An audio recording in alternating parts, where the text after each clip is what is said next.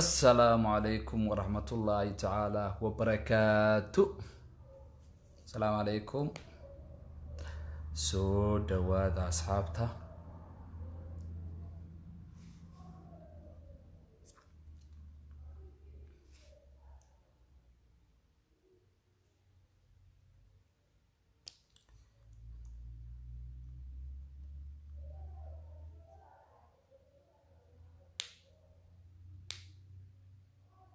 سو دواد صاحب بيار.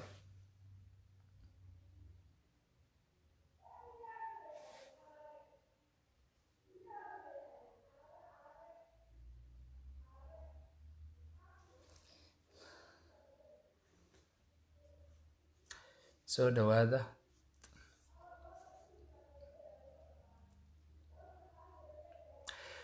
السلام عليكم ورحمة الله وبركاته. دمانتين سو دواد أدبان الدين وضع السلام يا الكحيكة موقضة أمال عبدالقاني خضر وعايس إسماعيل دمانتين وإذا سلامي سو دواد نورسامي سو دواد waxaan doonayaa maanta bal way ka fursan weyday inta badan waxaan halkan live idin soo galaayo la hadlaa markay ka fursan weydo way ka fursan weyday lix qodob oo yar yar baan doonayaa inaan idin taabto oo aan xog idin ka siiyo bulshada reer Somaliland iyo guud ahaanba ummadda kale ee Soomaalida ahba marka koobaad waxaan doonayaa ma yahow waxaan inta badan Facebook-yada ku arkaa waxna waxa la yiraahdaa waa xan waxna waa xog waxa inta badan waxyaabaha Facebook-yada ku arkaa waxay u badan yihiin xan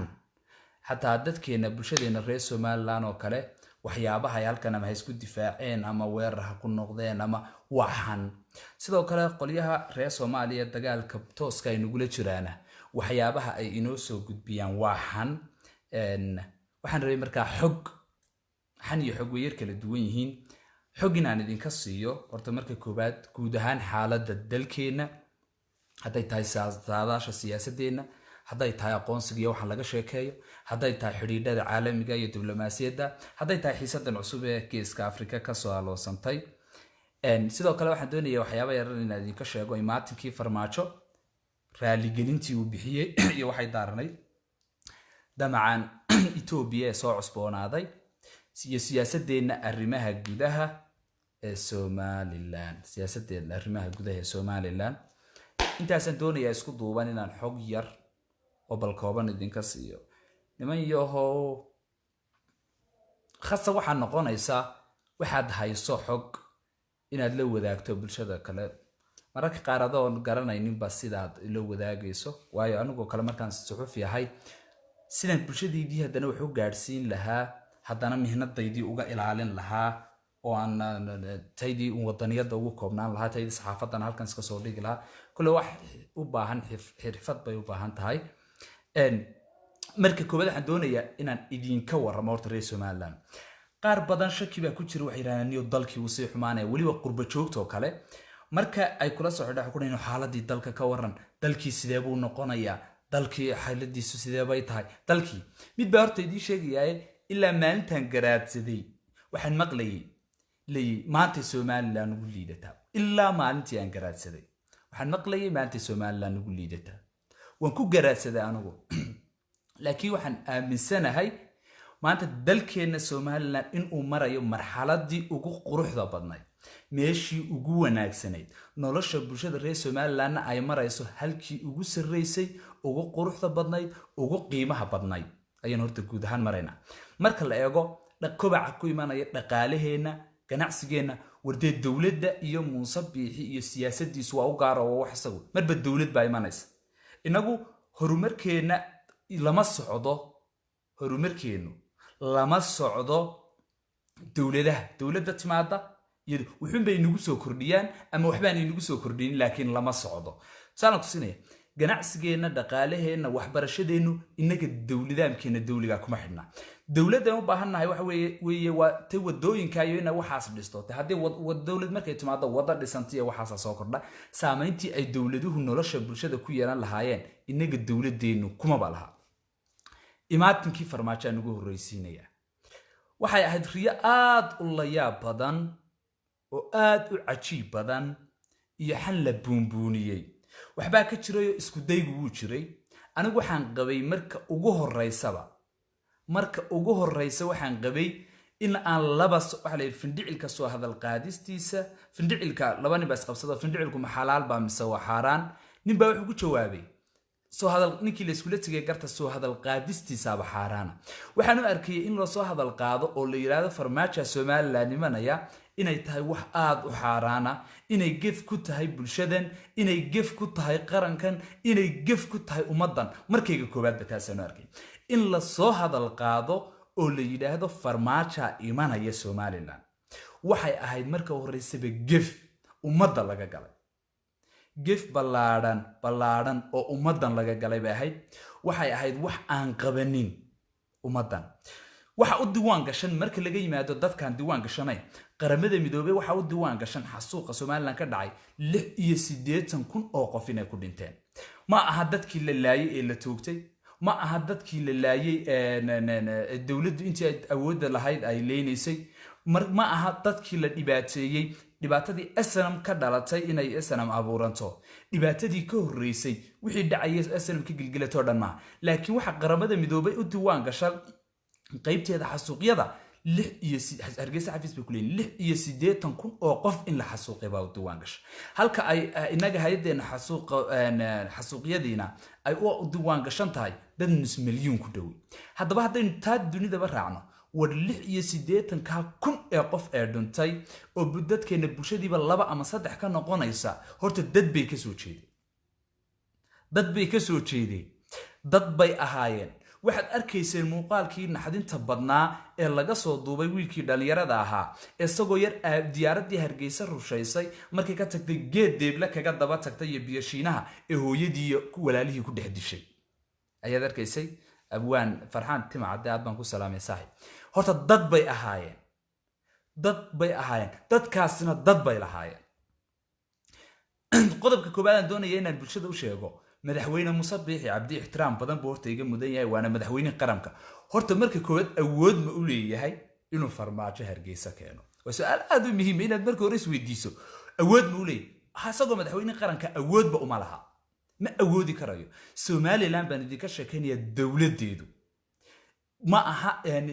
magaca Soomaaliland yiraahdaa wax ku dhisan dawlad muuso yimaada Siilaanyo yimaada Riyaalo taga cigaalo abuuray waxaas ma Soomaaliland horta marka horeysa waa masiir ummadeed waa wax ummadu leedahay waa wax inagu aynu abuuranay waa wax inagu iska leenahay inaga go'aankeeda leh madaxweynaha Soomaaliland siyaasadda loo dhigo hagaa rabitaanka shacabku hagaa laakiin ma jiheeyo kamana go'aan gaadho masiirka ummadda Soomaaliland ummadeedu masiirkeeda iyada ka go'aan gaadho tusaale yar baan idinsiinaya farmaajo yaa joojiyay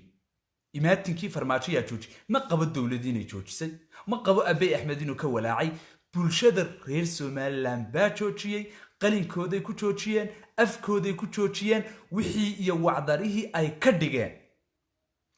ka dhigeen baraha bulshada ayay ku joojiyeen waxaan aad ugu hambalyeynaya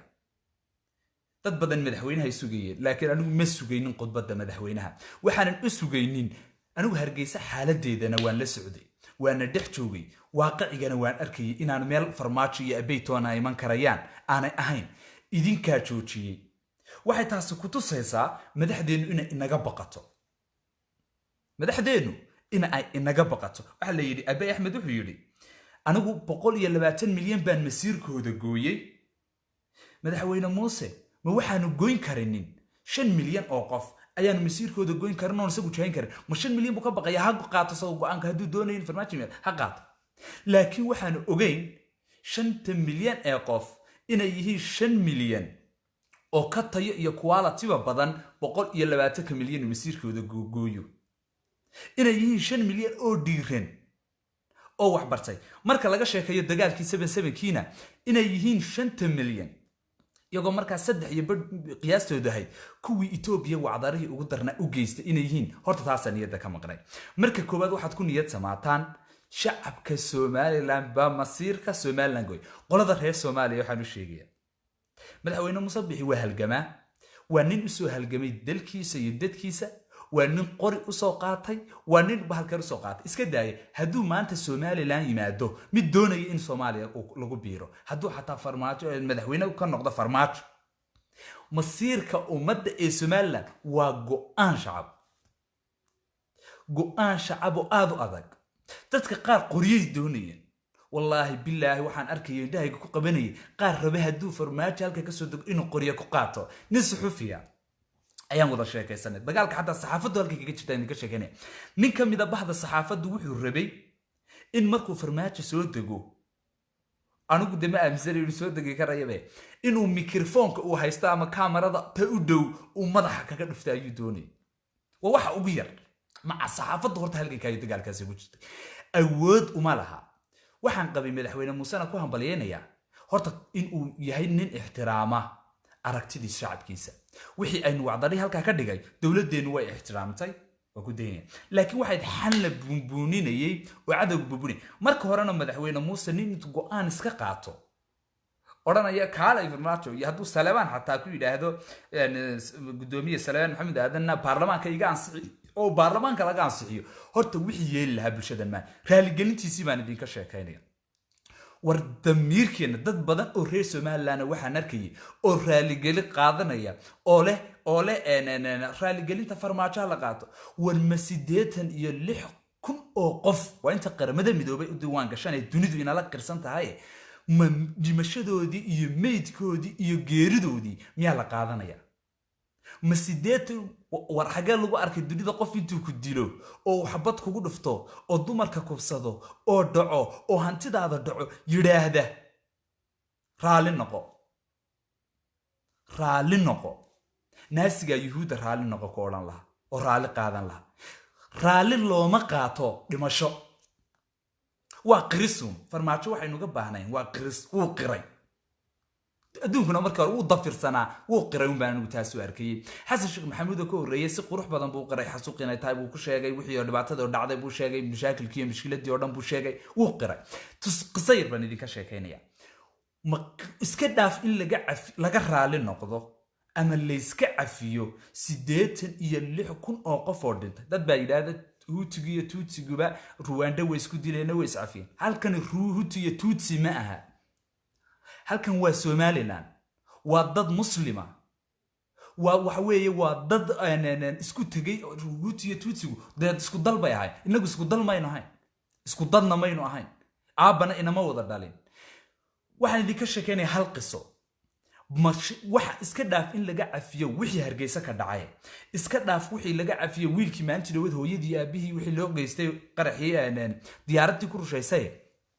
Hargeysa 8 markii diyaaraddu rushaynaysay hooyo 3 caruura leeyahay waxay iga sheekaysay Faadma Saciid barnaamij baan ka duubnay markaan kaga sheekaynayna Somaliland iyo 30 sanadood ugu dambeeyay waa barnaamij soo socda marka wali muu bixin qisada Faadma Saciid bay iga sheekaysay qiso aad u xanuun badan xataa iska dhaaf in la iska cafiyo wixii hore dhan halka qiso qura wixii dhacay ma hooyada reer Somaliland wixii ku dhacay ayaan la iska cafi karayn waxa dhacday hooyo 3 caruur la markii Hargeysa la duqeynayay ayay carartay walaalkeeda wuxuu joogay Djibouti waxay istir walaalka aad Djibouti way maqli jirtay inay xagga ka xigtay bay garanaysay kaaryoonay 3 caruur ahayd ku qaadatay baxso Djibouti tag u tag walaalka bay istir markii qaadatay waa wada aad u dheer wad garanaysaan xeebtaas galbeedka wadadii aadka u dheereed bay cagta saartay saadkii waxay sideetayba maalintii 10aad ama 11aad 12aad ay lugeynaysay ayuu ka go'ay waxay samaysatay diif iyo dhibaato badan bay mureen gaajo farihii bay dhaqaajin weyday way soo awood gabaysay marba markay ka dambaysa awoodeedii bay gabaysay caruurtiina gaajadii waa ku sii siyaadaysay waxay samaysay markay aragtay inaan far dhaqaajin karayn kaadiyoonkii ay sideyna ay ku cuslaaday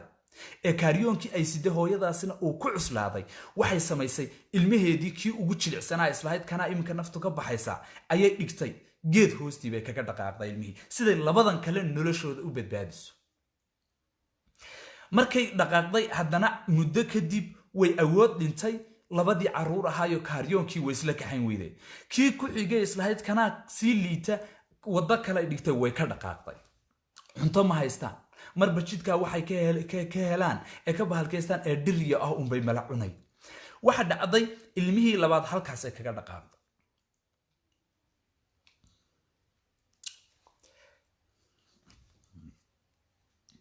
ilmihii saddexaad ayay sidoo kale geed kaga dhaqaaqday hoostiis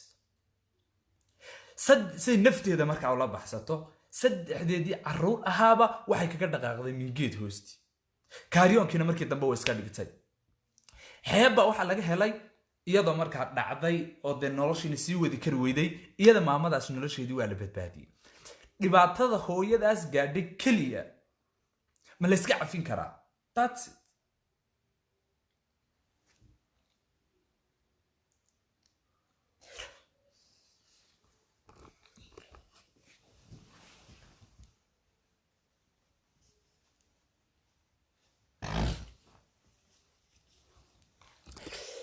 wax kale marka laga yimaado hooyo adduunyada saddex carruur eeganaysay saddexdaas carruur ahayd marba geed hoosti kaga dhaqaaqday qof kasta isagoo naftiisuna kama taal nothing suurtagal ma aha wax caynkaasoo kale in la yidhaahdo waa la iska cafiyaya in la yidhaahdo raalli ka noqda waxaan u arkayay damaq la damqayo nabaradii iyo boogihii dadkan gaadhay waxa atashakayga bedelaya waxa weeye anigu wax badan baan ka baadhaa wixii dhacay dhalinyaro reer Somaliland haddaydin baadhinin wixii dhacay waa inaad isku daydaan inaad baadhaan ood ogaataan wixii dhacay kadib qiimaysaan oo tirahdaan waxaan ma yihiin wax laga wada hadli karo anigu dadka aarsiga aaminsan baanay in dhibaatada dadka geystay laga aarsado dadka aaminsan baanay oo nimankii maanta ra'iisul wasaarihii shalay toole ra'iisul wasaarihii hore Soomaaliya shalay toole kala ahaa Soomaaliland waa in la muquuniyaa dhibtii geystayna sax bay ahayd shalaydan qoyaneed ninkii kala ahaa in ay dawladda Soomaaliland ka aarsato oo ninkaas oo kale balaayadooda waa ku istilayay hadii lacag la isku siiyo way dilaan in loo wada dhameeyo oo ragii dhibta geystay ee nool in la aaro diiniyana waa waajib diiniyana waa waajib anigu horta ninka saas qabaana hadii ummadda reer Somaliland aynu iska samirno aynu godobraab u qaadano qarankeenan iyo dalkeenan quruxda badan aynu haysano aynu nabadeenan iyo wadankeenan aynu u qabsano dawaasa waasa waa leenaga awood badan dadka aaminsan in nimankii cadawga ahaa laga aarsado waa laga codbatay waxa ka cadbatay shacabka wanaagsan ee naxariista badan ee la niyo nimanka insaa ku kala huleele yeenis baalkeen waxa kugu waajiba waxaad niyadda lagugu ridayaa xageed soodhanaysaa xageed u socodnaa 30 sanadood kadib xageen u soconnaa adoon naftaada weydiin 30 sanadood kadib xagee u soconnaa weydiin naftaada xageed ka timi 30 sanadood ka hor xagee maxaad ahayd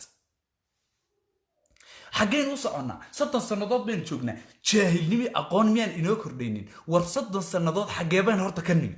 1989 barnaamijkan iminka wado waxa la yiraahdaa wariyaal badan baa ila wada gobol kasta 5 wariyaan ku diyaarinaynaa Soomaaliland 30 sanado 1989 markii Hargeysa iminka qaybtii ugu horeysaan wadnaa iminka gabagaba ku dhow markii la soo galay sidee bay ahayd hal gurigi muu dhisnay nolol ma jirin dhaqaale muu jirin dawladii muu jirin burbur bay ahayn dadka xanuunahay dhibaata laga yimi Hargeysada quruxda badan aad ku garaadsatay burcada ifaysa sabooramada saa u bilani maxay 1989 sidee bay cirgaab ahayd hal magaalo iyo hal tuulo oo dhisan ma jirin hal guri jiingad leh wuxuu maayarkii ugu horeysay ee Soomaaliland magaalada Hargeysa baralaangada uu waraysi igu sheegay in magaalada Hargeysa markii ay soo galeen magaalada Hargeysa markii la soo galay aan guri jiingad leh jirin ninkan tiilaha ee waxaysta guriga dusan ee uu lahaa ee uu galay ay diyaaradihii dumiyeen iyo ay dumisay faqashti ay dumisay ninka jac bacdi wad garanaysan shiraaqi casa ninka shiraaqi casa saarta ninkaas ayaa ahaa taajirka Soomaaliland ma jirin dad lacag haysta dahabshiil muu jirin inaan Omar ma jirin aadan bareed ma jirin ina oo Saciid ma jirin tijaar tala soo ma jirin waxa soo dhanimay jirin waxa tijaar ahaa ninka caruurtiisa halka sibirka seexanay dhulka burbursan bac u saarta tijaara halkaas aad ka timi bartaas ayaad ka timi kadib isweydii halka aad maanta taagan tahay iyo mustawaha aad taagan tahay waa kii markaas aad qiime xagga u socotaa markaa kadib isweydii adoon garanayn meeshaad ka timi adoon garanayn halkii aad ka timi adoon garanayn bartii aad ka soo dhaqaaqday adoon garanayn wixii la soo maray ayaad leedahay xaggaynu 30 sano u soconnaa nat maaha inaad calooshaada la ciyaarto inaad tiraahdo xataa qof haddaad shaqo haysan shaqan waaye maaha waa inaad isweydiisaa xaggeed ka timi 30 sannadood ka hor halkaa taagnayd magaalo kuma dhisnayn dowladii kuma jirin dad kuma dhisnayn xaggaad joogtay markaasaad kadib waxaad isweydiin kartaa xaggeed u socotaa markaas waxaan u soconnaa dadku waxay ku hasheen aqoonsi war aqoonsigu ma lacag cirka ka soo da'aysaa waxaan ka mid ahay dadka fikirka aqoonsiga la yidhaahdo kaba soo horjeeda maxaa kaa maqan dowlad baad haysataa anaa kuu sheegaya waxa kaliya kaa maqan anaa kuu sheegaya laakiin dowlad baad haysataa waxaad haysataan horta kuu sheegaya waxaad haysataa dowlad cusub kuma keenayo aqoonsigu waxaad haysataa dal ganacsi baad leedahay lacag aqoonsigu kuma siinayo aqoonsigu dadka doonaya waxay ku leeyihiin beesha caalamkiyo qaadhaan sida Soomaaliya dawarsanaysa oonad miisaaniyad lahayn Soomaaliyada aad ka sheekaysaan 270 milyan waa kii Xasan Cali Khayr Doraatole wiilka la yiraahdo reer Soomaaliland Jarmalka degan la yiraahdo saaxiibkay la yiraahdaa ayaa Doraat soo dhigayayba Doraatole soo dhigayay Facebook page-kiisu soo dhigayay Khayr oo 270 milyan weeye miisaaniyadeenu waa 2 billion Kenya waa 3 billion Ethiopia waa 3 billion Kenya waa 2.6 billion Kenya inagu xageena 270 milyan sheegayo Somaliland waa 360 milyan oo dollar miisaaniyadeedu 160 milyan baynu Soomaaliya ka badannahay waxaad haysataa iyagana 270 milyan inaga cashuur bay ka soo xirootaa ma deequhu kuma jiraan iyo waxaan dunideena siiso kuma jiraan waxa weeye waxa ay cashuurteena laga qaado weeye adoo cashuurtaada kaliya ayaa waxa 160 milyan baad maanta Soomaaliya dheerta oo ka dakhli badan tahay oo ka GDP wanaagsan tahay 270 kooda dunida keenta dahabshil ba u ah bankiga dhexe u ah waa loo soo dawariyaa adduunka dawarsigaas la jeclaystaan inay Soomaaliland ku kala furfuraan waayo isoo gali waa dakhli baad haysataan dakhliga aad haysataan iyo waxaad haysataan waxa laga keenaa waa cashuurtaada ma sida Soomaaliya doonaysa inay dawarsano oo aqoonsi nidhaahno deeqaan layna siinayn uma baahnin dawarsi miisaaniyadeena iyo dakhligeenu wuu inagu filan yahay xogogaal badan baanu ahay dhaqaalaha dalkeena iyo cashuurteenu way inaga badan tahay hadii musuqmaasuq iyo corruption-ka laga daayo hadii aynu helo dad si daacada inoogu maamula waynu ka haddaad isweydiinaysid maxaa ka maqan waxa inaga dakhligeenu wuu inagu filan yahay wuu inaga badan yahay waynu ka barwaaqo badannahay wuu inagu filan yahay waxaynu u baahanaa cid wax inoo maamusha oo wixii si sax inoogu maamusha intaas kaliya Somaliland ka maqan aqoonsi aad dunida kaga dawarto waxay ku fikirayaan passport ay ku tagaan oo dunida ku maraan ay ku tahriibaan Yurub ku galaan waxa ay ka fikirayaan in dawarsi ay beesha caalamku ay deeqasiiso hay'aduhu deeqasiyaan war dawarsi Soomaaliya halku dhiga waad arkaysan shisheeyuhu gacmaha kula jira sidoo yeelaya waad arkaysan maanta adiga waxaagii oo dhan haysta waxaad u baahan tahay inaad dalkaaga iyo dawladdaada intan meel ka sii sarreysa gaadho war Djibouti oo aqoonsi haysata iyo Soomaaliya aqoonsi haysataba wad ka dakhli badanta wad ka dhaqaale badanta wad ka nolol wanaagsan tahay waxaas oo dhanba wad ka dakhal Ali Furiid adigu waa kaas arooti goor hore Soomar wad ka dakhli badanta wadna ka dhaqaale badanta wadna ka wanaagsan tahay okay waxaagan maamulo waxaagan ku fikirin inaad lagu aqoonsi passport dalka kale warnagoon leena aqoonsan ayaa dad 1 milyan ku dhow oo reer Soomaaliland qurbaha inaga daadsan inuu dunida ku dhooliyay marka passport aad heshid lagu marana soo adduunka kala qaban maysaan oo dalkaba cidlaymaysa soo dadkaba cidlaymaysa war midnimada Soomaaliland wiil bay xasuusiyay sug Allah sharfee waayay guul aadan wiilka leeyahay aad baad mahadsantahay saaxiib waan xusi doonaa waxaan u baahnaa aqoonsi maxaad uga baahantahay waxaad aqoonsi maanta uga baahantahay ma jiro war waxaad haysataa dakhli waxaad haysataa dhaqaale waxaad dunidu si toos ay kula macaamishaa si toos ah bishan aynu ku jirno magaalada Berbera waxay adduunka ku maalgelinayay waa 8 milyan oo dollar bay ahayd wadadan imika dhamaatay imika madaxweynuhu xariga ka jaray Hargeysa gabilayna 3 milyan iyo badh haddaan lagu aqoonsanayn oo dad jira inaad tahay dee maad hesheen waxaas dad jira waa tahay aqoonsi waad haysataa nolol waad haysataa waxaad u baahan tahay waxaaga inaad maamulo Somaliland hal shay baa ka maqan Somaliland hal shay baa ka maqan haddaad doonaysaan khaladaadka yar ee Somaliland jira inaad isweydiiso Somaliland hal wax baa ka maqan Somaliland waxa ka maqan dadkii aqoonta lahaa dhalinyaradii master tahayda wax baratay dadkii adduunka wax ku soo bartay dadkii halkan wax ku soo bartay ayaan taladii gacanta ku haynin oo waxa gacanta ku haya wali odayaashii lixdankii iminka gudoomiyaha golaha guurtiga Salebaan Maxamed Aadan wuxuu ahaa agaasimihii wasaaradda waxbarashada ee 1960kii dawladii u horeysay Somaliland iyo Soomaaliya wada yeeshaan ayuu ka ahaa wali kuwii baa jooga waxa jooga wali nimankii dawladihii hore ka shaqeynayay iyo nimankii wadunidii casru jaahiligii joogay ayaa taladeen haya waxaynu u baahnay dadkii aqoonta lahaa ee akademiga ahaa ee nolosha cusub yaqaanay kaliya inay talada gacanta inoo qabtaan oo dhalinyarada inoo maamusho oo dhalinyarada ka mid yihiin Barkhad Batuun ninka ka mid yihiin ninka la yiraahdo Cabdikariin Axmed Moogayo ragga noocaas ee wax bartay aqal inay dadkan wax u qabtaan hataa doonay dhalinyarada noocaas inaynu talada u dhiibano ay weey laakiin intaas qura khalad inaga maqan waxba tusaale baan iga sheekeynaya war markii wali waxaan ku jiraa qodobkii ahaa horta intaanad isweydiin xageebaad ku socotaa horta xageebaad ka timid waxaan doonayaa inaan ku sheego xageed shalay toole ka timid shalay toole waxaad ka timid Hargeysa oo la yiraahdo fooq iyo burco iyo fooq kama dhisan kartid dhisma fooq saddexaad baad doonaysaa dabaq labaad inaad saarto Muqdisho ka dhiso maanta Hargeysa waa magaalada dhulka Soomaalida fooqyada ugu dhaadheer ee ugu waaweyn ee ugu baaxadda badan ee dhaqaalaha ugu badan lagu dhisay waa magaalada ay ka dhisan yihiin waxbarashadan tusaale yar idinka siinaya Hargeysa dugsiyo sare ku yaalay marka ardaygu tacliinta sare dhameeyo xamar baa waxbarashada loo tagi jiray xamar ayaa waxbarashada loo aadi jiray maanta xamar waxbarashadii loo tagayay Hargeysa isa u wada tumayeen iska daa Hargeysa Amuud iyo Boorame ay u soo waxbarasho doontaan Hargeysa in 30 jaamacadood ku dhow ayay Somaliland iyo gobolladeedu ay ceergaaba ugu yaro 8 jaamacadood baa ku yaala heerkaas aad maraysaa waxbarashadana ka maraysaa isbitaalada iyo caafimaadkana digfeer baa loo doonan jiray way ka fiican tahay waqtiga timaad berla joogay halkeen maanta marayno wadooyinna magaalooyinkaagu may lahayn liidinta yar ee koonfur ka soo bilaamata ee galbeed u kacda wadada yar baa jiri jirtay maanta magaalooyinkeena arabsiyada inoo jirta 20 kilomitir baa ugu badan oo wada laamiyay wadooyin kale oo badan markaas in ku hameeyna inaan dhisano dhinac kasta waad ka nolol wanaagsan tahay markii siyaad bar ku hay waad ka nolol wanaagsan tahay markii aad burburka iyo dagaalka lagu hayay ee lagu dilay inta bood ka dheer in reer Soomaaliya cadaawada Somaliland ay ka sameeyeen baan idin sheegaya war maalintii dhaweeyay Maxamed Saciid BK hadalkiisa sida khaldan loo turjumay waad ogeydeen dagaalkaad ka samayseen waad ogeydeen wixii aad ka dhigayseen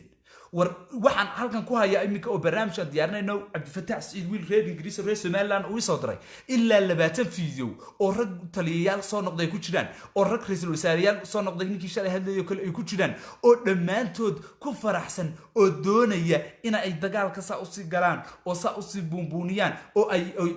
leeyihiin Somaliland hal la laayo dagaalkii saxbuha farmaajina waad arkayseen markii raali gelintii Abay Ahmed ku soo khasbay uu bixiyay inuu yiri qoladii kalena ha bixiso waad arkayseen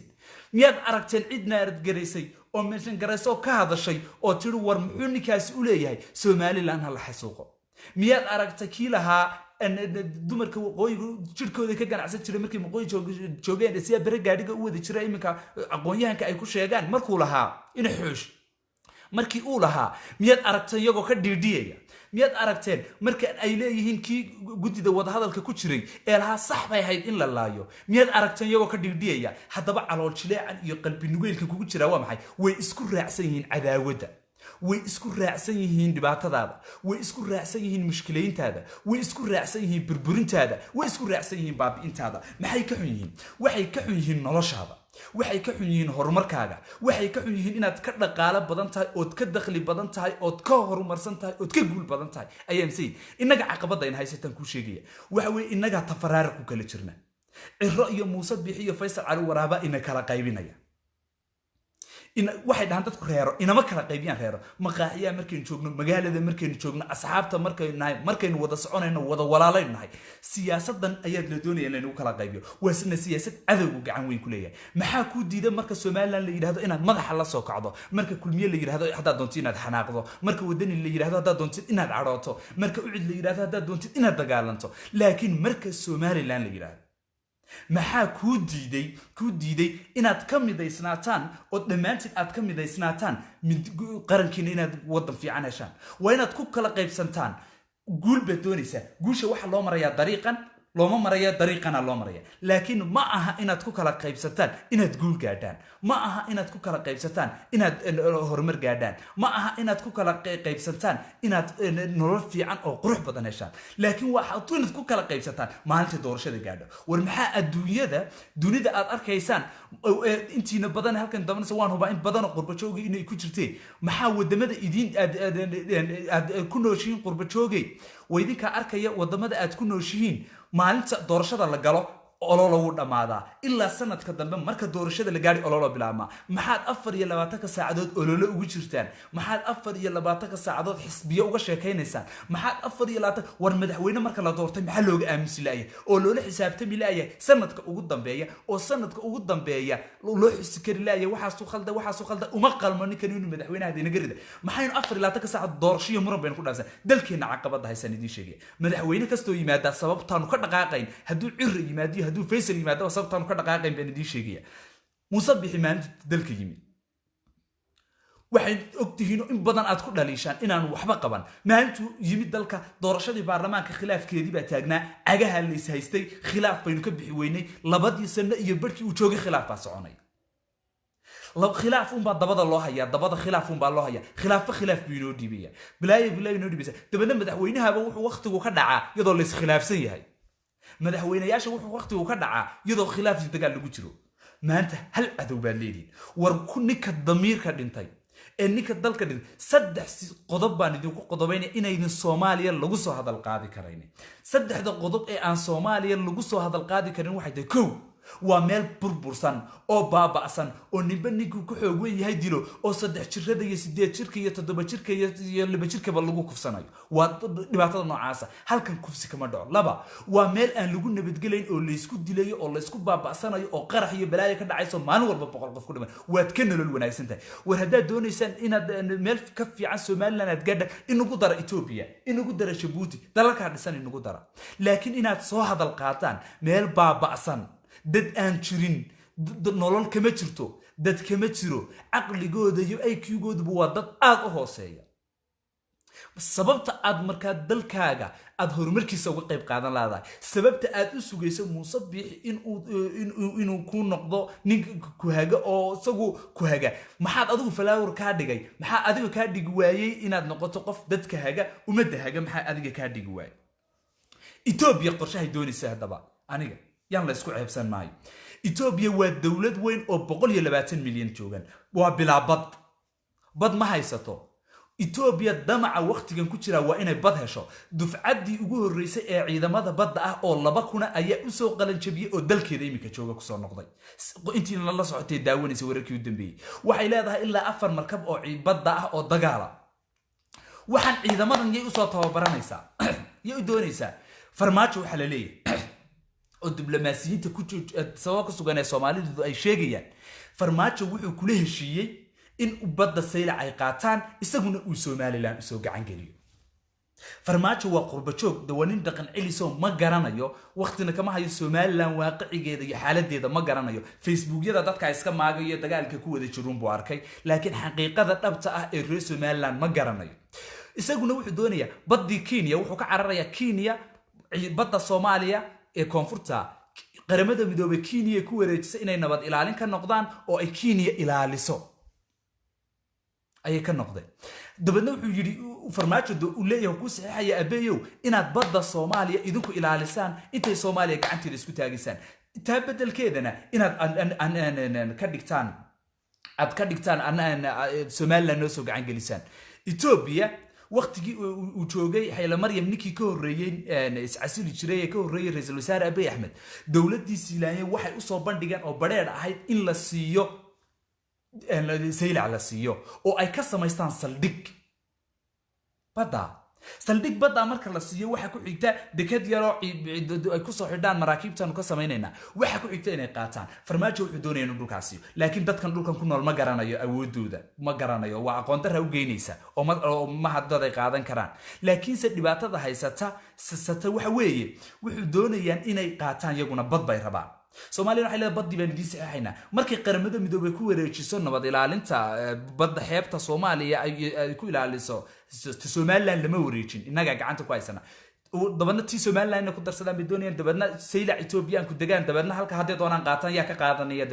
dawladda Afrika ugu militariga balaaran weeye yaa ka qaadanaya Masar uma ka awood badan Afrika okay haddaba saas oo saytayada sa lagu dulshaxayo hadda marba farmaajo ha yimaado baalka ha yimaado oo mashaariic lagu sameysanayo oo leeyahay baa lagu doonaya maxaa adiga kaaga qorshaysan adiga waxa ku qorshaysan waxaan kuugu bishaareynaya horta Somaliland ma dumi kartaa su'aasha aan doonaya inaan ka jawaabo wax weey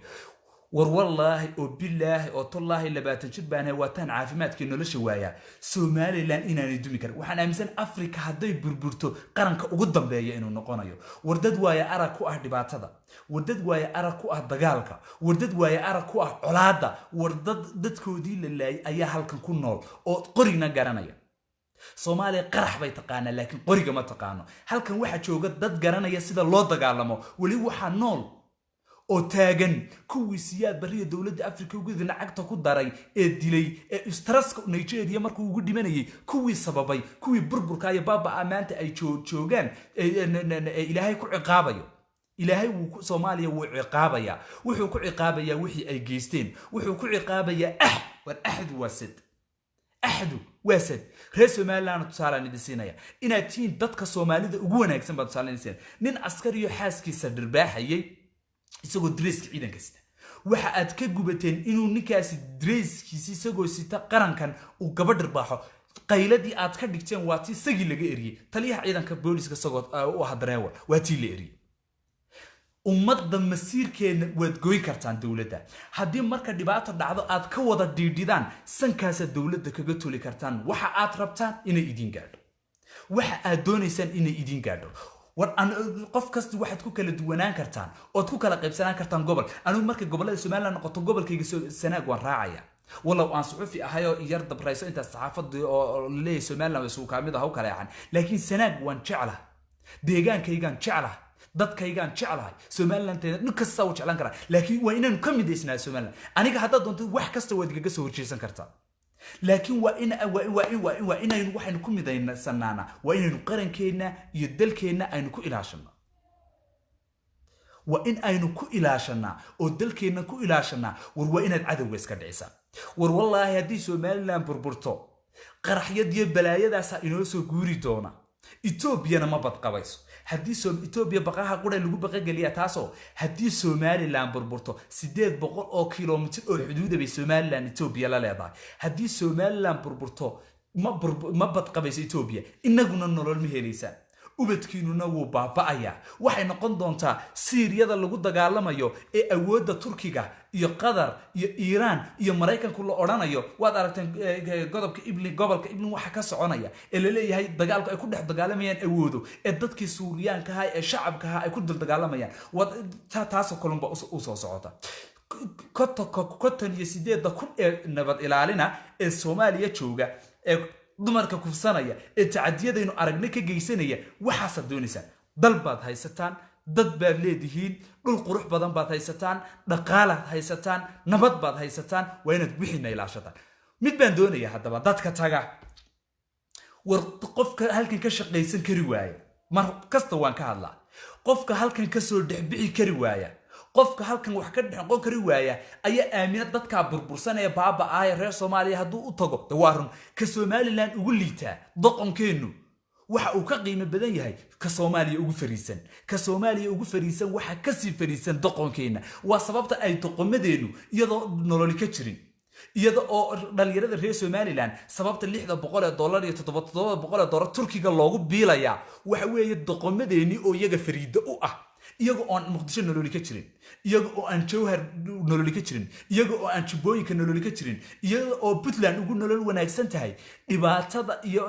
haysata dadkoodii og sababta dhalinyarada midharka reer somaliland taga turkiga loogu biilayo qofka muqdisho jooga ee xanuunsanaya aanu fiisaha u helin dayac digfeer ugu dhinto ee qofka reer somaliland ee doonaya inuu turkiga ku soo raaxaysto ee doqonka ay halkan doqonka ka qoran ee nacaska ay halkan ka taga oo Soomaaliya fariiska ugu noqonayo u tagaya waa fariidnimo inaga doqomadeena iyaga u fariidaa waa micnaha waa nolosha spaceka inoo dhaxeeya nolosha spaceka inoo dhaxeeya ninka nolosha Somaliland ninka yiraahdo Muuse Bixaan ugu tagaya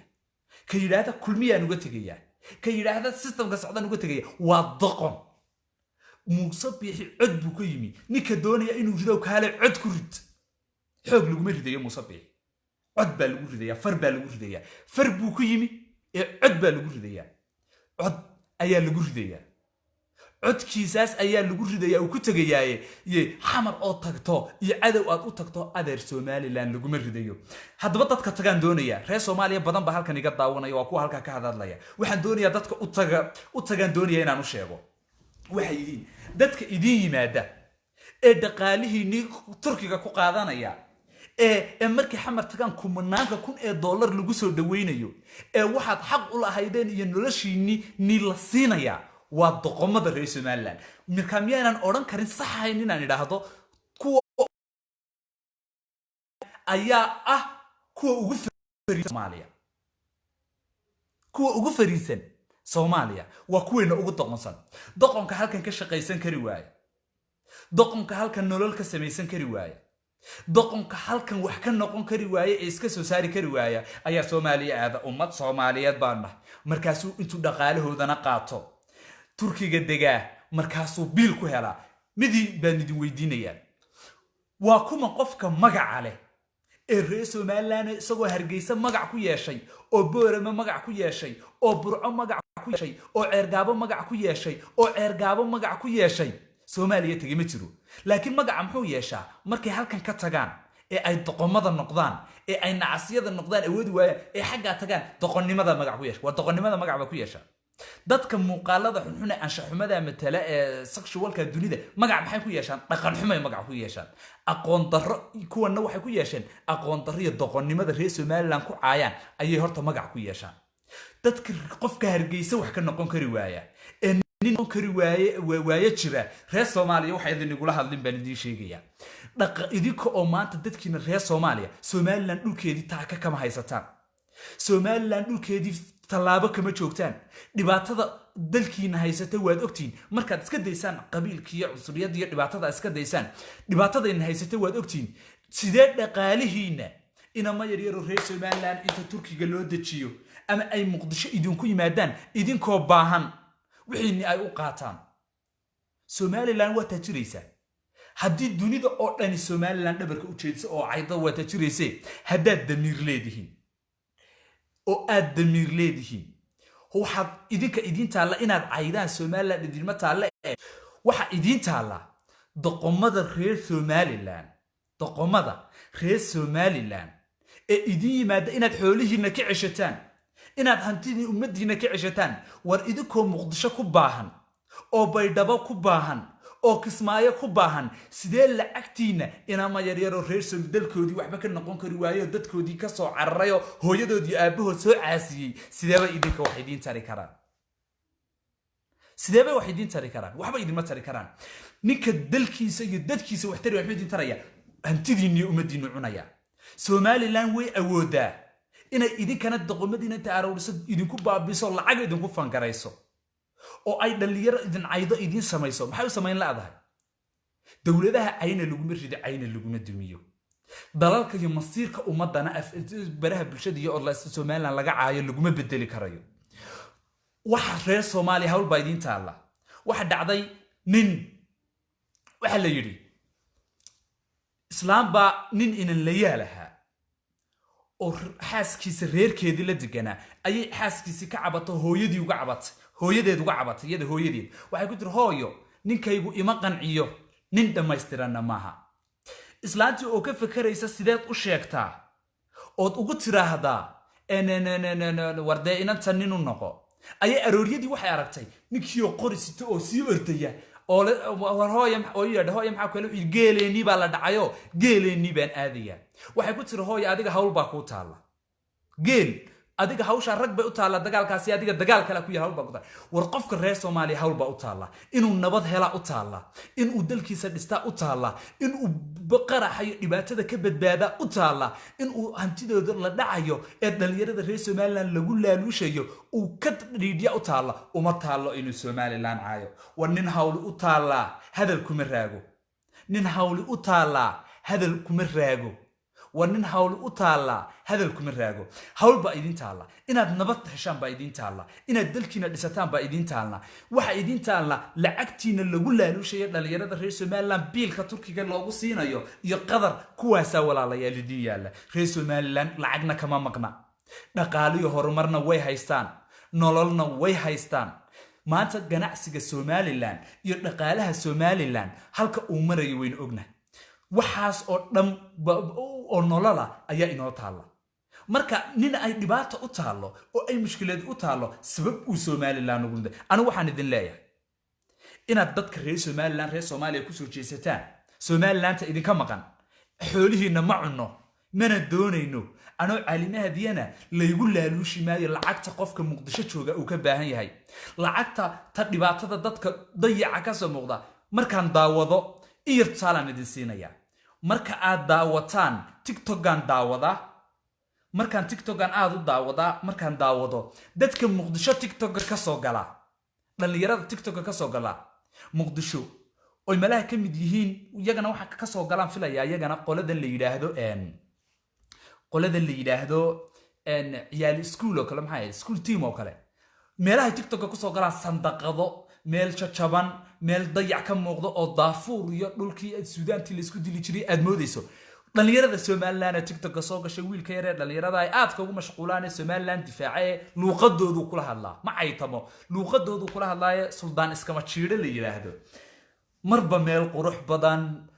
like jawiga ay ku kala jiraan baa dareemaysa inuu kala duwan yahay TikTok qura anigu ayaan nolosha reer Soomaaliya nolosha reer Soomaaliya ku kala qiimeeyay qofka Soomaaliland jooga meel qurux badan jawi aad u qurux badan meel habaysan hudeel shidan marba meel ayuu ka soo galaa iyaguna sandaqada iyo carshaan iyo meel dayacan iyo meel filmaanta ka daawan jirnay dhulalka baabaay ayay ka soo galaan waa nolosha difference-ka nolosha u dhaxeeya reer Soomaaliland halka ku qiimeeya waa inta difference-ka nolosha u dhaxeeya waxaad haysataa maanta ku caweyn kartaa meesha doontaad nabad ku caweyn kartaa halka doontaad ku raaxaysan kartaa qof entertainment-ka qura meesh hadgeyso oo dhan bad Allah la saadontaad ugu raaxaysan karaysaa Muqdishona dhibaatada taala wad arkaysaa dhibaatada taala ayaad arkaysaa nolosha waxaad qiimaysaa qofka Muqdisho ka hadlaya wiil baan xasuustay wiilka buuran maxaa la yiraahdaa buufle meeluhu ka soo galo snapka oo idinka arkay TikTok-ga oo idinka arkay inamada reer Soomaaliland TikTok-ga soo galaana oo idinka arkay waxaan aad u salaamayaa horta hadalka way joojinayaa walaalkay Maxamuud Cali Xaafuun Maxamuud Amoore aad walaalkay ku salaamayaa fanaan hore Maxamuud Amoore walaalaan nahay waana nin reer Puntland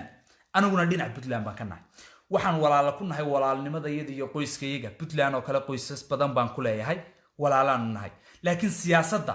isaguna siyaasadda iyo fikirkiisa soo aaminsan yahay walaalahay kale dalalka kale ay aaminsan yihiin anaguna fikirkan aaminsanahay ayaa jira family fara badan ayaan ku leeyahay Soomaaliya familiyadaydu iyo siyaasadaydu iskaga ma ka khaldanto siyaasaddu waa gaar bahalkeer waa gaar Maxamuud walaal waa ku salaamay maanta koonfur baan ka hadlayaa Puntland wali taladaygu ma jirto aad baad ku mahadsan tahay waxaan sidii walaalka weyn arkin ninka halkan ka daldaarmayo soo keenay maagayaan soo dhani aad baan horta idin salaamaya waxaan idin idhi hadalka si wadanaya Muqdisho inamada TikTok ka soo gala iyo inamada Muqdisho TikTok hadii YouTuberradii maqlayaan oo daawanayaan YouTuberrada waxaan leeyahay war waxaad soo aruurisaan buufle iyo ciyaalo school team iyo kooxda schoolka ee tiraade Muqdisho ka dhisan ee TikTok-ga iyo kuwan reer Soomaaliland halkan ka dhisan ee suldaan iskama jiiriyo bay'adda ay ka kala hadlaan labiska iyo muuqaalka bay'adda ay ka kala hadlaan dhulka ay joogaan sidii uu ogyahay iyo guryaha ay ku jiraan nolosha bini'aadamka saasa loo qiimeeyaa nolosha saasa loo qiimeeyaa sidaas ayaa loo qiimeeyaa nolosha waxa loo qiimeeyaa war marka qofka reer Soomaaliland ee doonaya inuu ogaado mustawaha nolosha Soomaalida uu ka taagan yahay salaam siinaya qiime Soomaaliya hadday ku soo baxdo inay ka nolol wanaagsan tahay Soomaalida Soomaaliya waxaad qiimaysaa Soomaalida NFD ee Kenya waxaad qiimaysaa Soomaalida dawlad deegaanka Ethiopia waxaad qiimaysaa Soomaalida dawlad Djibouti afarta Soomaaliyeed ee ka maqan haddii ay ka nolol wanaagsan yihiin haddii ay ka dhul qurux badan yihiin haddii ay ka dhaqaale badan yihiin haddii ka jaar badan yihiin iskaga tag iyaga ku biir noloshaadu way hoosaysaa nolosha way hoosaysaa ku biir Soomaaliya waxaan arkayay qiimaynta dadka Soomaalida ah tobanka qof ee marka bal qiimeynayay Afrika 15 bay ka dhigeen marka 15 qof ee Afrika ugu dhaqaalaha badan marka la qiimeeyo laba nin baa Soomaalida ka soo galay 2020 labada nin Soomaalida ka soo galay kaalinta koobaad dahabshiil baa ku jiray kaalinta labaadna waxa ku jiray world remit ninka iskale waa reer Soomaaliland labada nin baa reer Soomaaliland war markaad ka tujaar badan tahay oo ka dawlad wanaagsan tahay oo ka dhaqaale badan tahay oo aad maanta dawladdaada fartaada ku bedelaysid oo tahay muwaadinka Soomaaliga ee hal cod iyo hal doorasho hal cod iyo hal qof gala marka tahay waad ka nolol wanaagsan tahay maxaad uga baahantahay wax allaale waxaad uga baahantahay ma jirto okay haddaba dhalinyarada niyad jabsan baan doonayaa in ayaga la hadlo ee asxaabta mucaaradka dhalinyarada xisbiyada mucaaradka ee doorashadii 2017 markii laga guuleystay niyad jabaan doonaya in la hadlo war systemka iyo dawladuhu way isbedelayaan ha ku fakirin in Faysal Ali Waraabe oo aad rabtay oo aad wadatay uu madaxweyne noqdo dabana aad niyad jabto ha ku fakirin cirro inuu dhacay waxaad walaalayaal ka fikirtaa adigu inaad madaxweyne noqoto adigu inaad madaxweyne noqoto ka fikir adigu in aad guuleysato ka fikir ha ka fikirin nin aad isku reertiin inuu guuleystay waxaad ka fikirtaa adigu inaad guuleysatid ka fikir dawladda madaxweyne Muuse Biixi waxna xaq bay kuugu leedahay waxna xaq baad ugu leedahay war qaranka inaynu la dhiraandhirino oo la wadno xaq bay inoogu leedahay khaladkeeda inaynu sheegno oo farta ku fiiqno oo markii farmaajo imanaya la yiri dagaalkii aynu wada galay wada oo kala wada gallo xaq baynu u leenahay xaq aynu u leenahay haddaba ha ka fikirin wallaahi oo billaahi waa dad badan waxay isweydiinayaan qaar bay ku yiraahdaan cali mahdow maxaad xamar u tagi weyday xamar waaqicigeedaan ogahay mid kasta oo dhalinyara oo taga waan la xiriiraa oo waan la sheekaystaa oo waan waraystaa quus buu istaagaan lacag nolosha way yaabaan dhibaatada ku haysata meesha way isku qabsadaan markay mid kaalkulada wax isku dayayaan inay ku tashkiiliyaan inay lacag kugu iibsadaan inay bahalkeed kugu iibsadaan marka xamar lagu geeyo ee sumcadda laga dilo ee hooyada iyo aabaha ku soo noqon weydo ee aad walaalaha ku soo noqon kari weydo ee barti aad ku dhalatay ku soo noqon kari weyda lagu shaambadaya lagu tuuraya dabana Turkiga tagisa fiisa Turkiga bariyaysaa iyo siya Turkiga tagisa halka ila halkiina kuma soo noqon karaysidee maxay u joogi waayaan Turkiga uga yaacaan nolol uma jirto nololi kama jirto nolol baad haysataa qofka reer Soomaaliland qurux baad haysataa markaynu wax bedelayno war haddaynu Muuse Biixi fahmi weyne aynu bedelno 2 sano iyo badh baa ka tago 2 sano iyo badh qura u hadhay 2 sano iyo badh wiil baa halka wixii soo qoray Ali Heego waa dhalinyaradii Cabdi Ilay kacaankiisii ku dhadhawaa Soomaaliland waxa looga yaqaanaa dhalinyaradan dawladda ku dhowdhow waxaan idinku bishaareynayaa oo kitaab jaamaca idinku maraya war waxa igu wallaahay macid baa iga dhaarin karta waxa igu wallaahay oo igu bilaahaya oo igu tollaahaya 25 jir baan hay waataan caafimaadkayga waaya in aanan dawladda Muuse Biixi xiriir la lahayn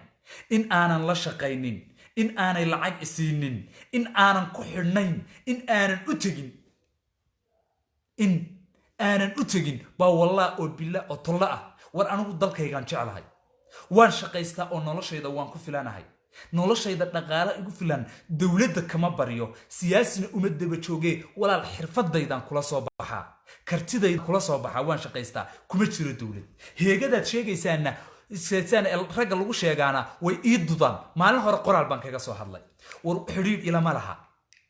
oo iskuma wanaagsanin oo culbaan anigu dalkan jecelahay waxaan doonayaa nimankaas markaan la culoobo inaan bedelo ololaha markii ololaha doorashada gaadho ayaa ninka Somaliland u qalma anigu cimaamadaya laakiin nin haysta عاينا مايو أفلقادنا وجيسن مايو ويجينا بتجليا أذر مصبحي وأستانتيدا دنيا مركل جوجو جوكتان مصبح سوي سدارة سومال لان بالاركي مع عايو كم نحني نكاسنا وحجوري إن تحسنا مننا واحد تري هذا ما تشجعان بعطيسا سنو فهمي تشجعانتا ورّيرة تشجعان لأورنج سومال لا كتيرة أو ما أنت مدايسن أو وحكم مدايسن إن مجران يجاب اسكوجو دجال بدن أو اسكوجو عاي بدن أو اسكوجو بلاي بدن أنا إذا كان إذا شعله هاي نرول إن تكون نولاتان إذا كان إذا شعله إن أد نبض تكون نولاتان إذا كأيان شعله دلكين إن نولاتان وإذا كأيان قدام قداكوي اللي إذا كلاي وحساقرت كريم هدام حكوا هيجي هذا معناها الدولة دنا حرير للهنا أنا العكس سنين أنا هيجن أنا تكشرني ولا الواحد هيجي إن anigu naftayda iyo ubadkaygaba ka badbaadiyo dhibaatadii iyo tacaddigii loo geysanayay xiijiyay haddii aan lacag anigu qaadanayo oo aan ahay nin lacag goyn karayso Soomaaliya iibsan lahayd oo walla oo bilaa oo talla haddii aan lacag ku iibsami lahaa Soomaaliya lacagaha ay ku ballan qaadayso siyaasiyiinteedu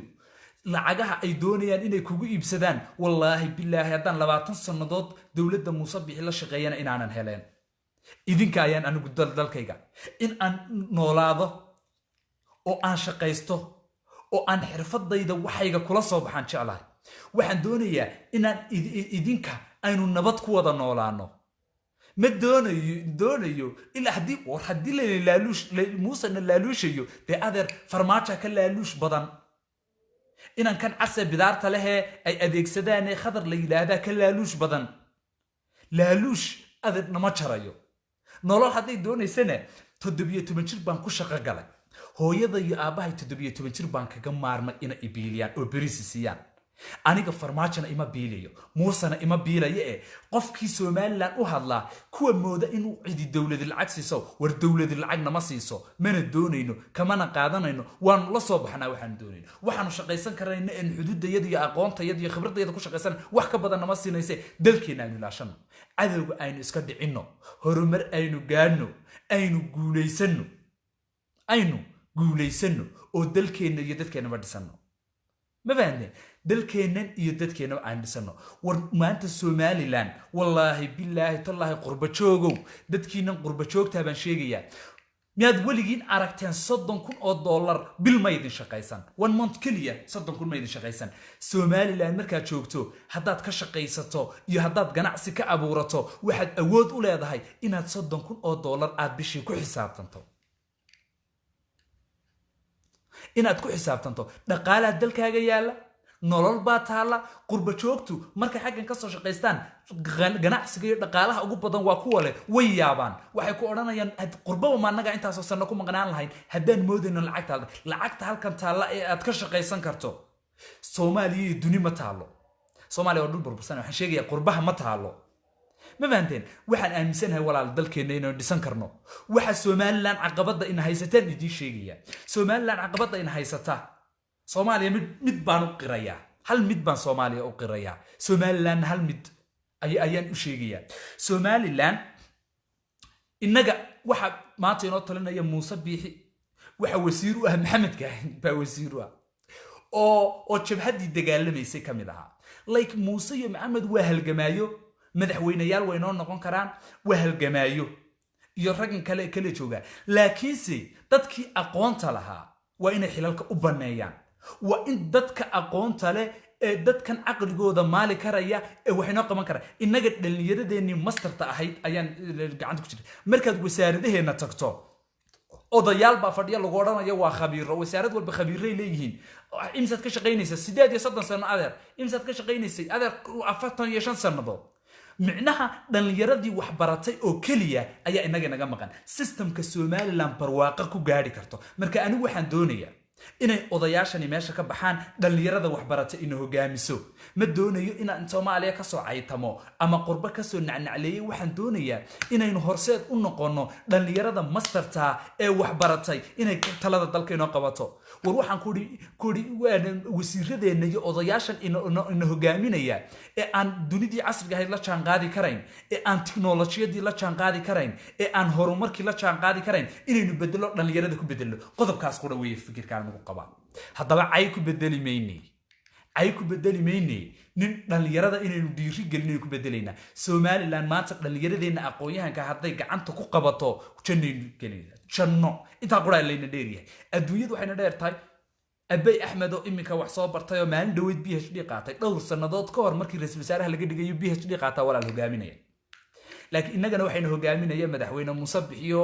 waa halgamaa adduunka halgamaayadu way hogaamiyaan laakiin 30kii sanadood buu halgamaaya in hortaagnaa halgamaayadu way mahadsan yihiin haynoo baneeyaan boosaska dhalinyarada ha u banay innagana ka banaynay waa intaas kaliya la walaalayeen dheeri dalkeena dhaqaale qurba joogtu ay imsan dalkii waxay ku oranayaan marka kula soo hadlaan dalkii ka waran war dalkii maanta ugu wanaagsan yahay dalkii maanta ugu qurux badan yahay dalkii maanta ugu dhaqaale badan yahay dalkii maanta ugu qaalisan yahay dalkii maanta ugu wanaagsan yahay halka aynu ka sii wadno aqoonsiguna waa wax Soomaaliya ku dawarsatay wariyeen dawarsan waxaan rabaa sida Taiwan inaynu la soo baxno caqabadaha in haystaan idinka sheekaynaya caqabadaha in haysta war inagoo durdura leh oo dal leh oo khudaar la soo bixi karayna ayaynu khudaarta Itoobiya cunaa caqabadaas ka fakerin Muuse inaad bedeshide waxaad ka fakertaa inaynu wax beerano oo maanta ceergaabo aniga idin la hadlayaa beeraha aabahay ku leeyahay ceergaabo iyo familygaygu waxa kamid ah beero biyalo oo durduro angu iyo jiidar guri ma beerano war waxaas oo aynu beerano madaxweyne Muuse Bixi maalin wuxuu ka hadlayay GDP-geena inta korodhay war GDP-yadu kuma kordhaan caawimooyinka dunida ina siiso waxay ku kordhaan wax soo saarka iyo warshadaha waxaynu leenahay xeebta ugu dheer ee ayaynu leenahay mid kamid ah xeebaha ugu dhaadheer ee Afrika ku yaala kalluun warshad kalluun ma haysano qurba joog qabiilkeenaga daayo warshad kalluun inoo keena waxaad inoo keentaan ganacsato aad inoo samaysaan warshad beeraha oo khudaarta soo saarta markaas dad noqonaysa intaas ka fikira laakiin Muuse iyo inuu mid reerkiina uu soo baxo yeena ka fikirin dalkeena oo dhisan karan cadowgana meel been iskaga soo jeedayna cadowga dad meel been iskaga eekaynayna horena waa ugu adkaanay dibna waa ugu ekaan doon cadowgana dibna waa ugu adkaan doonaa dadna war yagoo haysta hubkii ugu badnaa yagoo haysta awoodii ugu badnaa yagoo haysta ciidankii ugu badnaa nimankaad ka adkaatay eed burburisay eed baabiisay adoo 50,000 oo askari in ku dhow haysta miya kula loolami kartaa miya iska ka celin kartaa nin baa hadlayay aad u caqli badan oo waa ninka quraan arkay reer Soomaaliya caqli badan wuxuu yiri Soomaaliland inaga ciidamo badan inaga awood badan inaga dhaqaale badan miya iska celin karnaa haynugu doodorna hadeen isdillo ciidamadeena militarigu haday maanta dhaqaaqaan 7 cisho kuma qaadanayso inay xamar ka soo horjoodaan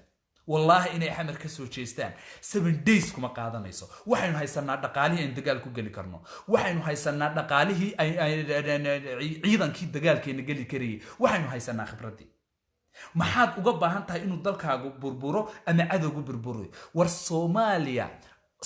waxa leeyahay walaalayaal dalkii idinku haysta dawladii ugu awoodda badnayd oo 100,000 oo askari oo diyaarsan haysta iyo diyaarado ayaad wax walba adeegsateen oo markaasaad ka adkaan kari weydeen inama yar oo SNM la yiraahdo oo gabigooduba 10,000 oo askari gaadhay ayaad ka adkaan kari weydeen ma waxaad ka adkaan karaysaan Somaliland oo maanta hub iyo ciidan iyo bahalkeer leh dadka damiir laawayaasha war magaca kuwa magaca raadinaya waa sax social media waxa isticmaala Soomaali oo dhan waxay isticmaalaan Soomaalida Djibouti oo dhan waxay isticmaalayaan kuwii Somaliland kuwii Soomaaliya kuwii wax isticmaalayaan magaca ka raadin dadkaas waxaad magac ka raadisaa oo aad taariikh ka raadisaa oo aad dhalinyaro sumcad ka raadisaan dalkiina magac ka raadiye war nin xamar tagay magac kuma raadin karay magac nin xamar tagay magaciisa kama raadin karaysaan nin xamar aaday magac kuma heli karayo nin dalkiisa ay magac uu ku helo magaca uu ku heli karo nin dalkiisa ay Somaliland baad u baahantiin magac inaad ku heshaan waxaan u baahanahay anigu qofka xamar jooga inuu igu barto inaan ahay muwaadin mayal adag oo reer Somaliland ka Djibouti jooga waxaan doonayaa inuu igu barto inaan ahay muwaadin mayal adag oo reer Somaliland ka dawlad deegaanka jooga iyo ka NFT joogana ka daalik inay igu bartaan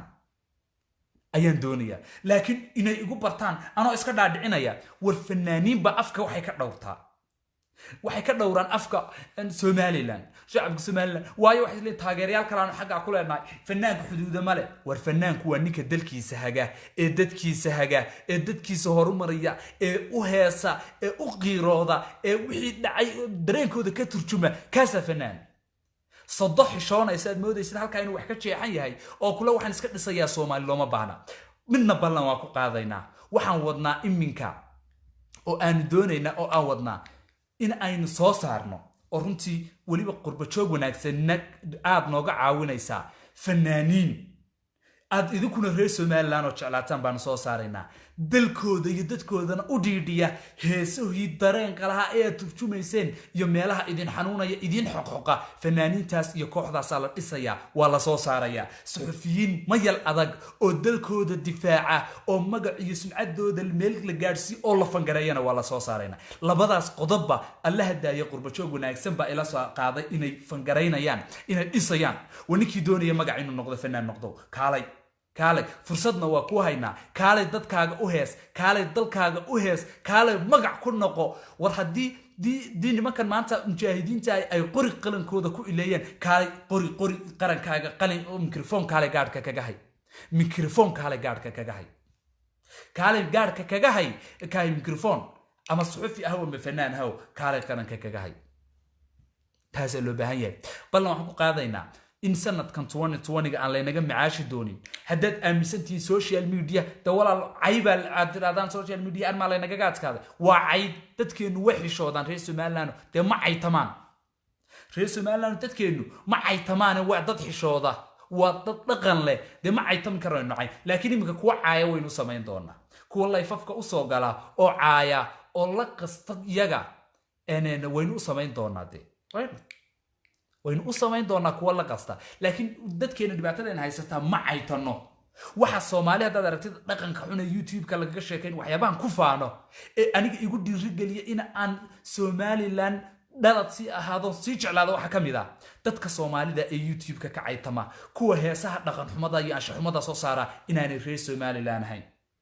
إن أنا دت كأنه هين إن أين هاي واحد داوني magaalo Soomaaliya ku taala ma garanay magaceedin le hudal baa ka furnay hudalka qaybtii shiishada lagu cabeeyay ayaa iyadana ka jirta qayb waxaan habi ku ahay in aanay iskoolada Soomaaliland hudal shiishada lagu cabeeyay jirnay ay nahay dad dhaqan leh oo diin leh oo dawlad leh marka waxaan u baahanahay inaga soo saarna waxa la yiri maalmihii BK inta yari ka dhacday ee la wancalay ee nimanka xunxunaaya agtaag taagna ay wancaleen runtii la dulmiyay naftiisa la dulmiyay ay qaar badan waxay yiraahdeen BK inuu heesi jiray haduu Soomaali waxay moodeen inuu Somaliland ka noqday kamuu noqon qadiyadiisa qaranimadiisa uu ku sii degan yahay sida xogaalka laakiin qaar baa mooday war niman yahow armo BK na haduu inaga tago maxaynu sameeynaa war 20,000 oo fanaan bay soo saaran karaysaa dadka abuurta ada abuuranaya qofka ka turjumaya dareenkaaga ada abuuranaya qofka magacaal ada buunbuuninaya adiga bahalkiisanaya laakiin ina qof qarankeenu inuu ku xinaado ma Somaliland wixii qurunka iyo qashinka dhan haday ka tagayaan waa inaga dadkeena abuuranayna aad baan idin salaamaya waxaan doonayaa hadalkayga inaan soo gabagabeeyo saacad baan ku jiray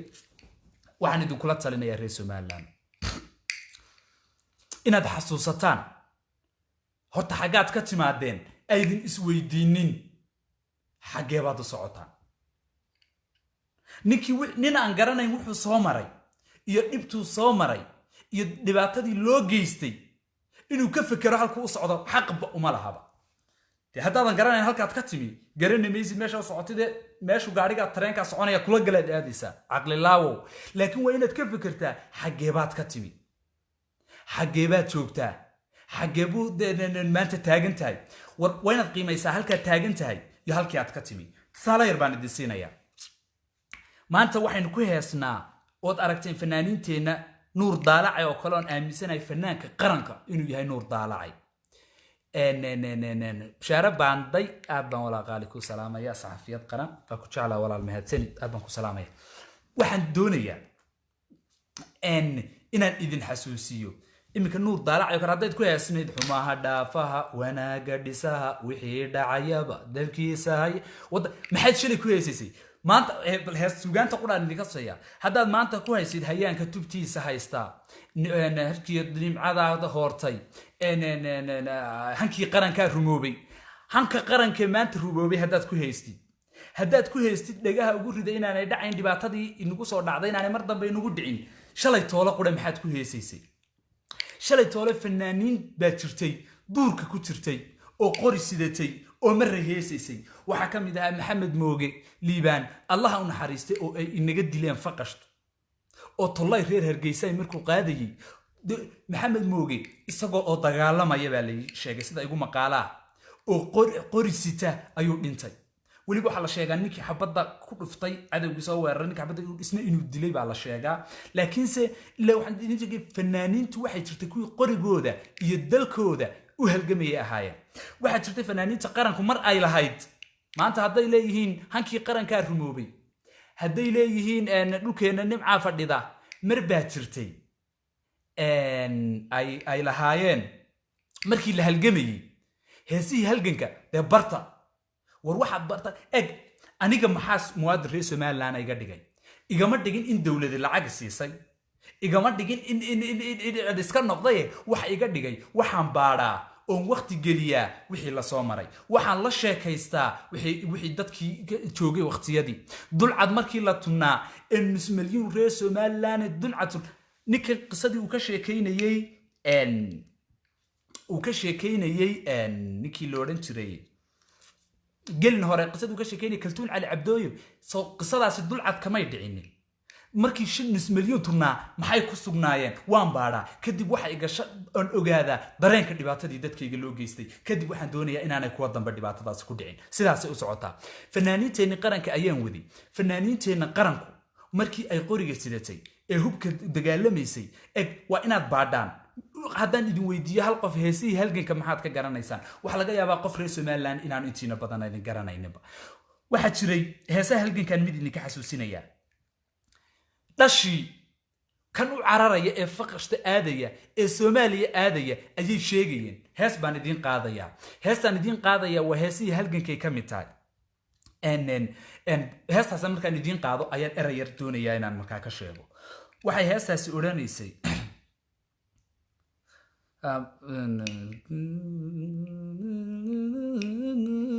waxa qaadaya maxamed yuusuf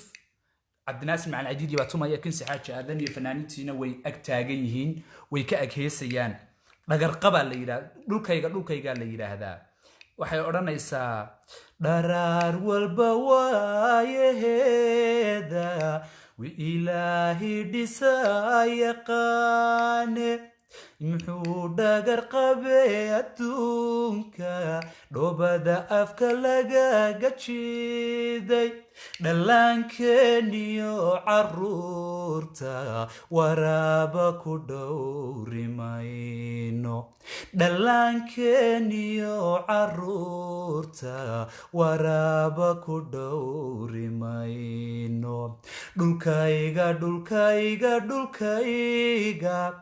inaan dhaxsadon dhaqsow helaon dalkayga u dhintaan ku dhaartay dhashan uu leeyahay dhallaankeeniyo carruurta waraaba ku dhowri mayno nimankaasi dhashii ay waraabaha ka dhowrayeen waa inaga waa midharkan doqomada ee way ku jiraan u cararaya Soomaaliya waa kuwaas kuway lahaayeen u dhallaankeeniyo carruurta waraaba ka ku dhowri mayno waa kuway u halgamayeen waa kuway nolosha u doonayeen Ibrahim Meegaag Samatar oo kamid ahaa xubnihii ugu sarsaray SNM ayaa la wareystay BBC da laga wareystay war maxaad u dagaalamaysaan xilal baa dawladda idin doonaysa ma xilalkiina qaadateen baa lagu yiri wuxuu yiri uma dagaalamayno inaan xilal qaadano uma dagaalamayno inaan noolaano laakiin ubadkayaga iyo kuwa aanu dhali doonaa inay noolaadaan baan u qaadayna kuwii waa inaga qarankeena hadda baan ciyaarta ka diisano waxaan rabaa inaan soo gabagabeeyo aad baad u mahadsantihiin maxaa igu kalifaya inaan live galo ma ihi qof duqbilow iyo cabdinaasir soolla iyo daahir cali soowi inaan waxaa layfafka ugu la tago ma doonayo laakiin walaalayaal markaan arko dadkii reer Somaliland oo sidii saxda ahayd qayb ka mid u fakiray oo aan cadowgii iska celinayn de waxa qasab noqonaysa inaad soo fadhiisato oo aad hadasho oo aan qof mustaqbal doonayo oo mustaqbal iyo nolol lama doonayo hadday doonaan feedback-yadani bahalahani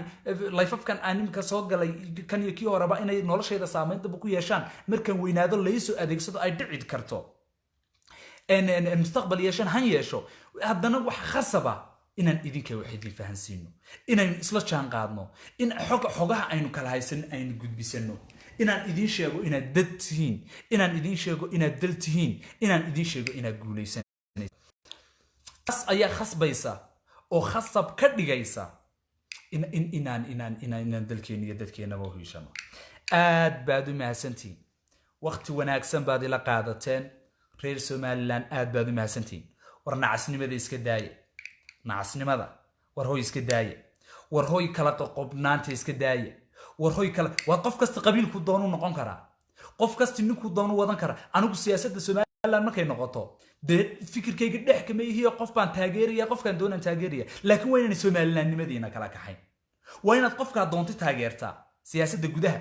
waa inaan qofkan doono taageeraa siyaasadda gudaha waa in nin kasta qofku doono taageera laakiin siyaasaddeena arrimaha dibadda waa inaynu ka midaysnaana waa inaynu cadowga mar allaale marka magaca Somaliland la soo hadal qaado waa inay dhagteenu xoog u soo taagnaataa waa in dhagteenu aad u dhaqdhaqaaqda waa inaynu cadowgeena iska celinaa taasan walaalayaal idin kula talinayaa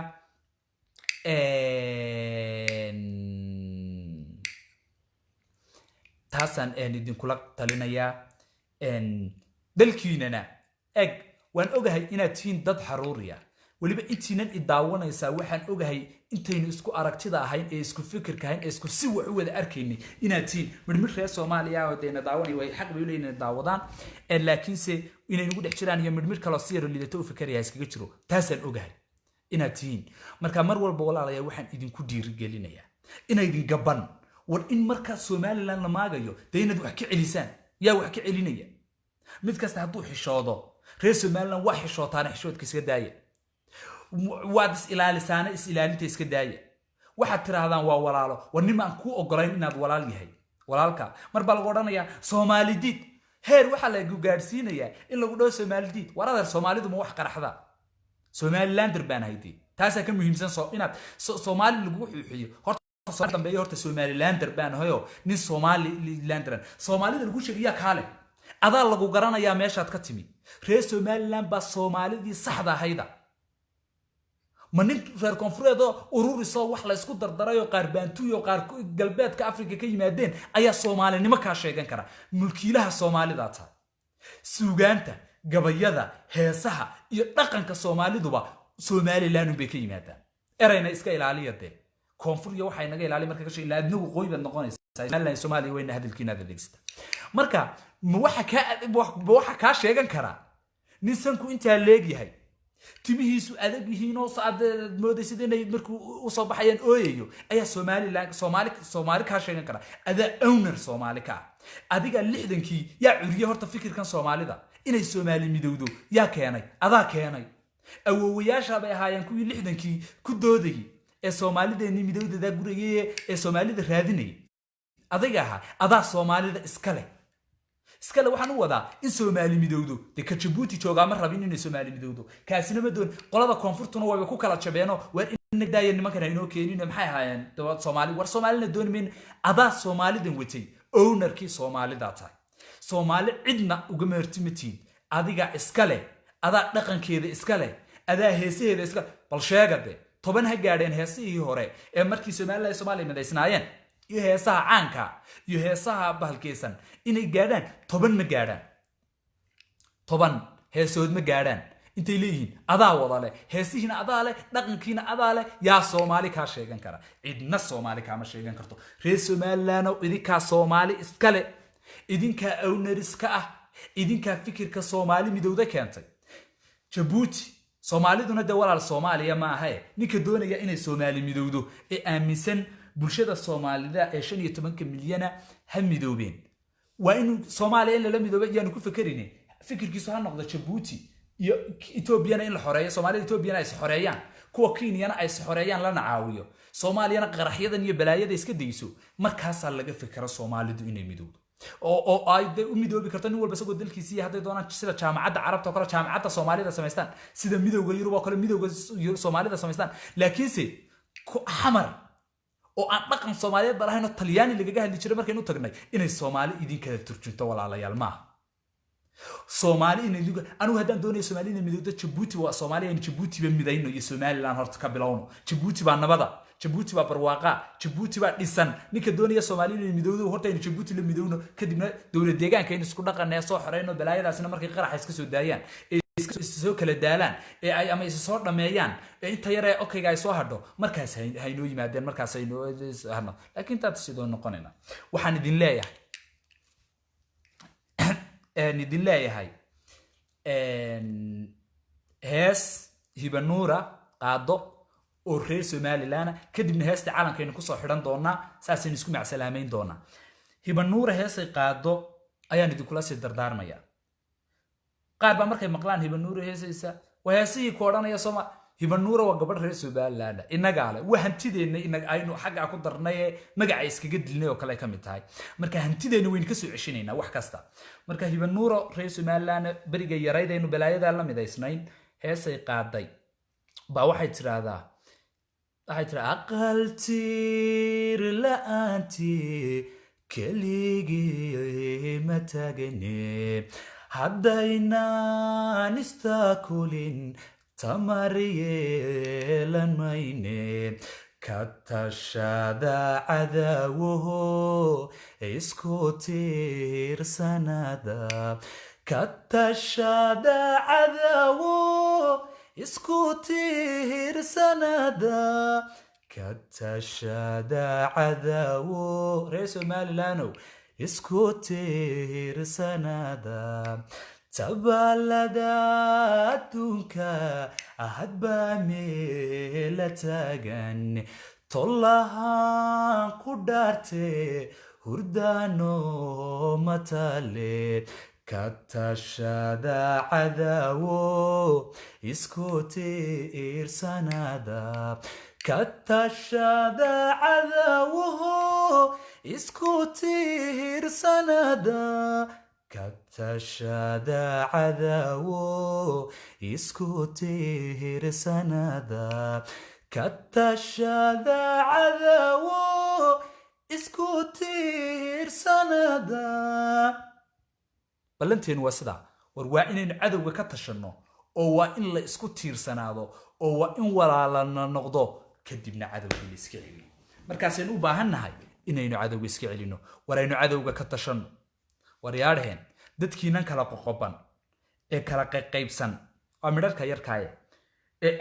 waa inay waxaynu ka midaysanahay aynu naqaanaa waxaynu ka midaysnayna waa inaynu garanaynaa waa inay wixii noo kala cadaadaan in maanta aan arrimaha qaar midooba idinka dhaho iyadoo dad badan oo aan inaga ahayna reer Somaliland inayna daawanayaan runtii waa arrin aad iigu adag laakiin dantaa ku khasbaysay dantaada maqaar ay waa loogu socdaa wixii na maqlayahayna maqlaadeen war midooba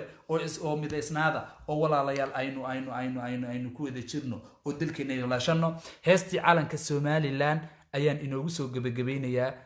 caawa intaydan yar aragtidaydan waan idin mahad celinayaa dadkii bilowgii ilaa dhamaadkii la joogay dadkii kale ay naga tagayna waan u mahad celinayaa dhamaantii waad mahadsantiin heestii calanka ayaan idinku soo xidhayaa heesta calanka ha loo kaco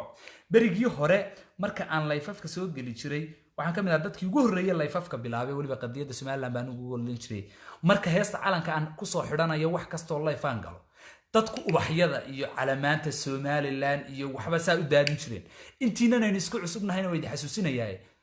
heesta calankan ku soo gabagabeynayna live-ka calaamadii soo daaya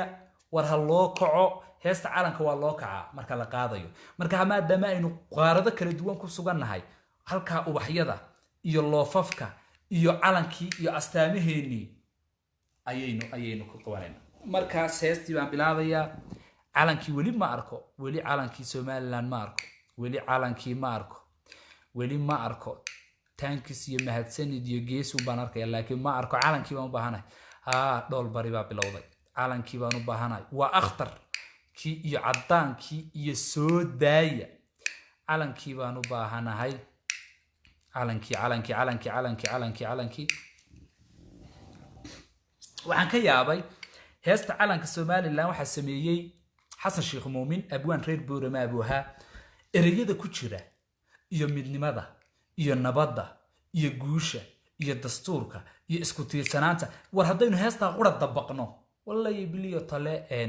wax kale uma baahnin heesta qura inta ina farayso haddaynu qaadano oo inu dalkeena ku dhaqno waynu iska baalkaysana okay heesta noo bilaabaya heesta markaynu aadna asaas isku macsalaaminayna aad baad u mahadsantiin reer Somaliland cadowgeenu dhulka wuuba guul dareysto wuu burbursan yahay wuu baabaasan yahay ilaahay inaguma soo kiciyo cadow inagayna muqooniya ilaahay wuu dad waa cadaaliyo cadow inagayna muqooniya inooma keeni doono insha Allah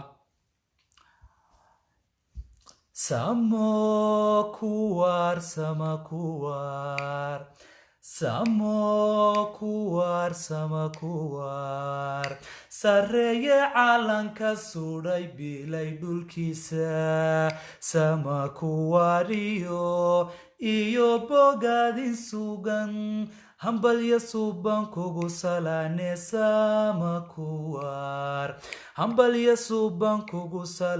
samakuwar guul side xambaarsan soo noqoshadiisa kalsooni buu mutaystaye dastuurka kugu salaane midnimo walaalnimo gobanimo geesiyaashii naftooda u sadqeeyey qarannimada Somaliland geesiyaashii naftooda u sadqeeyey qarannimada Somaliland xuskooda dhowrsan kugu salaane samakuwar guul side xambaarsan soo noqoshadiisa kalsooni buu mutaystaye dastuurka kugu salaane midnimo walaalnimo gobanimo